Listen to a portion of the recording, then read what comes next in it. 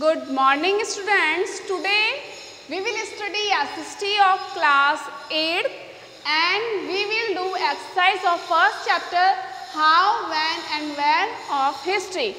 We had completed this chapter in our last video and today we are going to start exercise of this chapter. Take out page number 7. Here is our first exercise. Take the correct answer.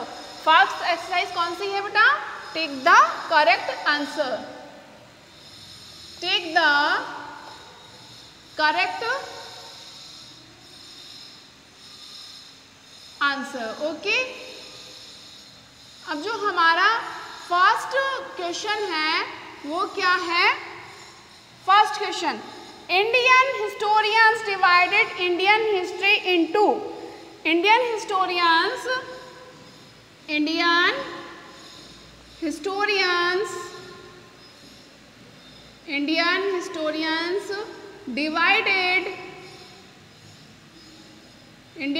divided Indian history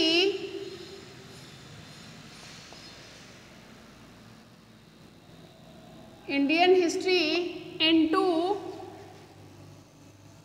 कितने parts में? Into 3 parts. कितने parts में? Answer क्या होगा बेटा? 3 parts. तो टिक लगाना है हमें सी ऑप्शन पर 3 पार्ट्स में. Now we take second question. Dash is the process by which a central system of power dominates the surrounding land and its components. Is a process by which a central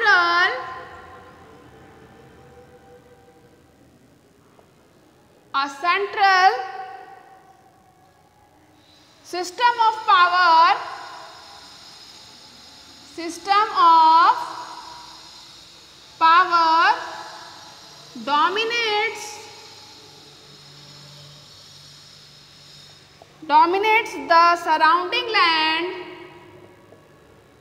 dominates the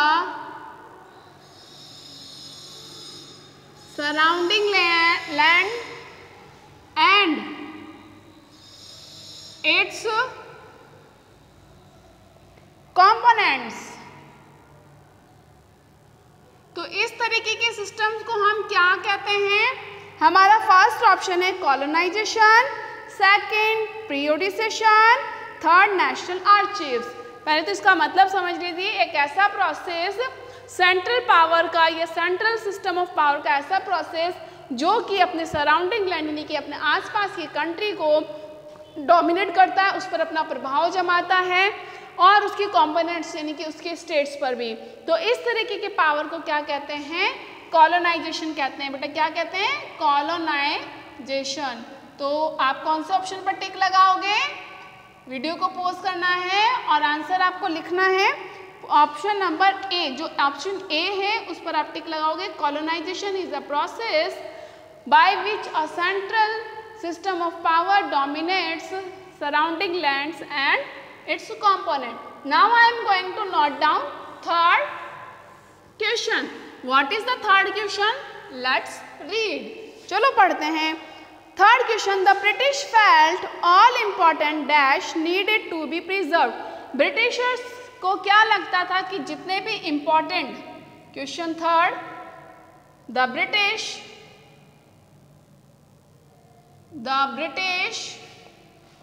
felt all important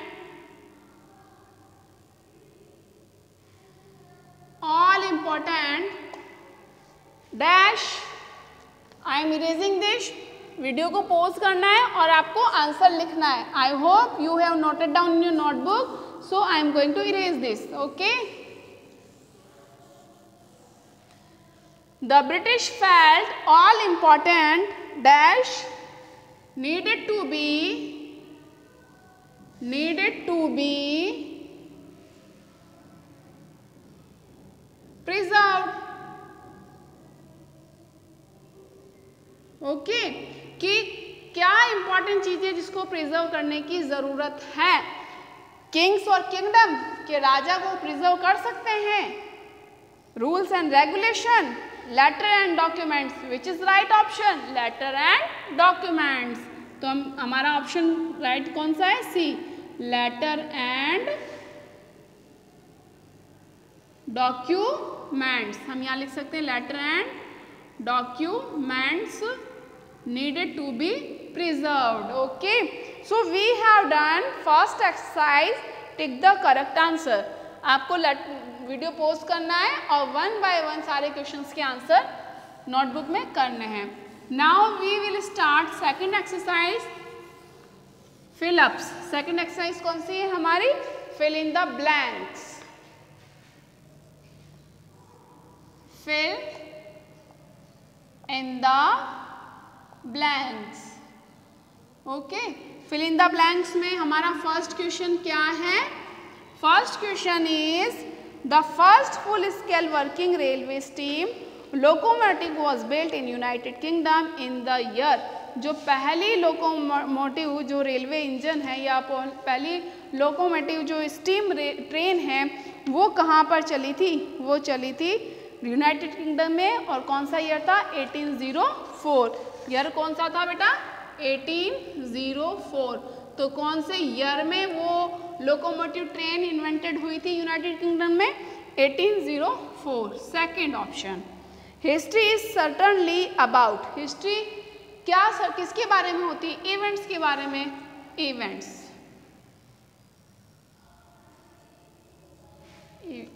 sorry happening या events, तो हम लोग लिख सकते हैं history किसके बारे में है, इवेंट्स के बारे में। या फिर हम लोग क्या लिख सकते हैं, क्या लिख सकते हैं इसकी जगह, avoid analysis and mistake the future. या फिर हम लोग लिखेंगे history about the certain past, past के बारे में लिखेंगे। या जितनी भी डेवलपमेंट्स के बारे में लिखेंगे। क्या इस पर सुटेबल क्या होगा बेटा, इवेंट्स के बारे में, इवेंट्स, जितने भी इवेंट्स हुए थे उसके बारे में हिस्ट्री है। अंडरस्टूड। अब हम बात करते हैं थर्ड क्वेश्चन की। थर्ड क्वेश्चन क्या है हमारा, थर्ड क्वेश्चन है census operation were held year 10 years। Census 10 years में होता है, हर साल कितने ईयर्स में होगा, 10 years में होगा। Understood. Now fourth, British established specialized institution like.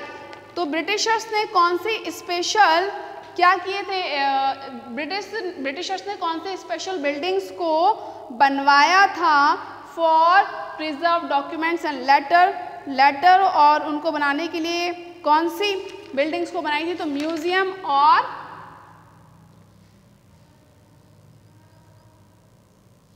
Museums and archives. कौन सी बनवाई थी, म्यूजियम्स एंड आर्चीव्स। तो कौन सी स्पेशलाइज्ड बिल्डिंग थी, museums and archives. Understood. Now fifth one is the imperial record department was set up on 11 March 1891 in. एक department था imperial record department, इसको सेटअप किया गया था 11 March 1891 इन कैलकाटा में। इन कैलकाटा, कब, कैलकाटा। ओके, तो हमने ये 5 फिल इन द ब्लैंक्स किए हैं। कौन कौन से हैं, फर्स्ट जो है उसका आंसर है 1804, सेकंड है इवेंट्स, थर्ड 10 years में होती है सेंसस, जो और जो स्पेशलाइज्ड इंस्टीट्यूशंस बनाए गए थे to preserve records and documents were museums and archives, and fifth one is Calcutta. जो एम्पायरल रिकॉर्ड डिपार्टमेंट है वो सेटअप किया गया था कैलकाटा में। Okay, now we see third exercise to true and false. I am going to erase second exercise. Now we will do third exercise. Third exercise है state whether the statement are true or false. True और false हमें बताना है। First, please अपने आप लोग भी अपनी बुक से रीड करेंगे। Dates in history are not link to events. Event से लिंक नहीं होती है हिस्ट्री की डेट्स। नो, ये फॉल्स है। This statement is false. तो सी एक्सरसाइज है हमारा ट्रू एंड फॉल्स। तो जो हमारा फर्स्ट स्टेटमेंट है वो फॉल्स है। फर्स्ट स्टेटमेंट क्या कह रहा है हमें? फर्स्ट स्टेटमेंट कह रहा है dates in history are not link to events, कि हिस्ट्री जो है वो इवेंट्स से लिंक नहीं होती है। इवेंट्स से तो लिंक होती है सारी dates. Second, James Mill divided Indian history into 3 periods, Hindu, Muslim, Christian. Right, ये क्या है? राइट है। तो हम इसको क्या कहेंगे? ट्रू, क्योंकि जेम्स मिल ने जो पीरियोडिसेशन किया था वो रूलर्स के रिलीजन के बेस पर किया था। Now third, the practice of serving also became common under the colonial administration. Yes, ये जो सर्वे करने की प्रैक्टिस है, ये सर्वे करने का जो रिवाज है वो कॉमन हो चुका था। तो हम क्या लिखेंगे? ट्रू। नाउ फोर्थ क्या है? Official documents help us understand about the country administration. Yes, जो ऑफिशियल डॉक्यूमेंट्स हैं वो हमें कंट्री के एडमिनिस्ट्रेशन के बारे में इंफॉर्मेशन देते हैं। देते हैं या नहीं देते हैं? पढ़ते हैं ना, हम लोगों ने पढ़ा था क्या ऑफिशियल रिकॉर्ड से हमें क्या क्या इंफॉर्मेशन मिलती है about the information of British rule, यानी कि किसके? कंट्री एडमिनिस्ट्रेशन के बारे में। तो हम क्या लिखेंगे? True. Now fifth one is, जो हमारा फिफ्थ है, the British thought survey were important and effective administration. ये भी ट्रू है कि यस, ब्रिटिश ये सोचते थे कि सर्वे क्या होता है, एक इफेक्टिव एडमिनिस्ट्रेशन के लिए, यानी कि अच्छे एडमिनिस्ट्रेशन के लिए सर्वे करवाना बहुत ज़रूरी होता है। तो ये भी क्या है? ट्रू है। Okay, now next, right answer in short. Short में हमें आंसर देना है। ए कॉलम में नेम दिए हुए हैं, सेकंड में उनके आंसर दिए हुए हैं। Now we will do exercise D. Exercise D, right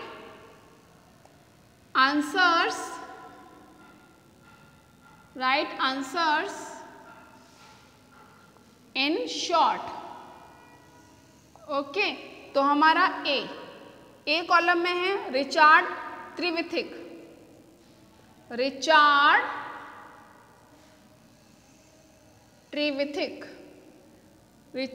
त्रिविथिक ने क्या किया था? Invention of train.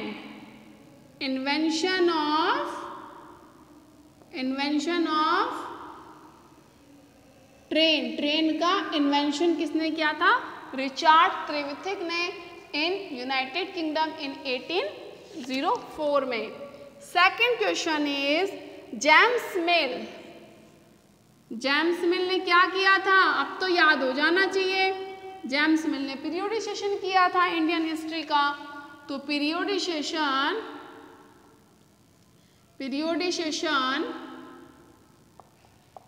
Of Indian history का क्या किया था इन्होंने? पीरियोडिसेशन किया था। Now third, Rowlatt act.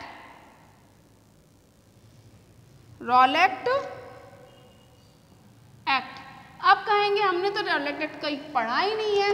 तो हम यहाँ पर देखेंगे पेज नंबर, कहाँ पर? हमारे पेज नंबर 3 पर है, 1919। पेज नंबर 3 पर है, 1919 में Britain seeks to introduce the Rowlatt Act imposing severe curbs on civil right, Indian protest, massacre at Jallianwala Bagh in Amritsar. यानी कि रॉलेट एक्ट के प्रोटेस्ट जब इंडियन लोगों ने किया तो कौन सा मैस्कर हुआ उसके प्रोटेस्ट में? जलियांवाला बाग मैस्कर। तो रॉलेट एक्ट का जब इंडियंस ने प्रोटेस्ट किया, रॉलेट एक्ट का जब इंडियंस ने विरोध किया, तो कौन सा मैस्कर हुआ? जलियांवाला बाग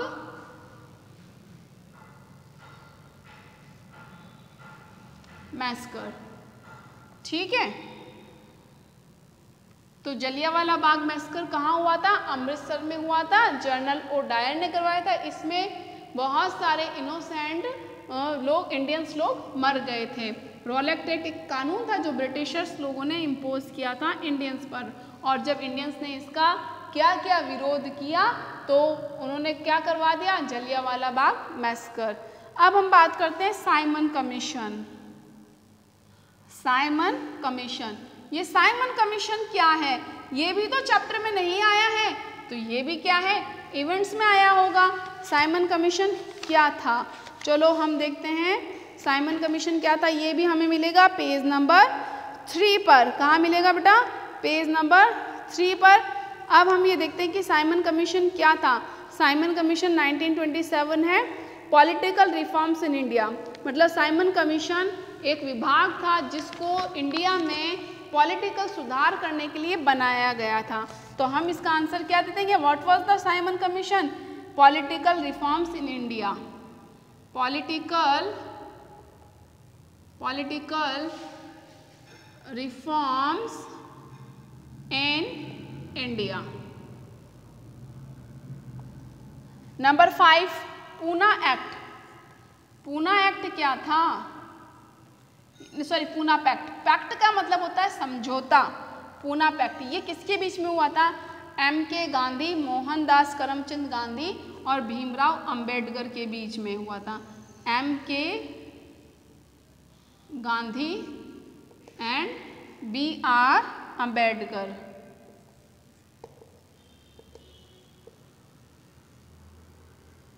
तो आपको माय डियर चिल्ड्रन ये 3 एक्सरसाइज नोटबुक में करनी है, और जो आपको write short answer long answer से इसकी PDF आपको मिल जाएगी।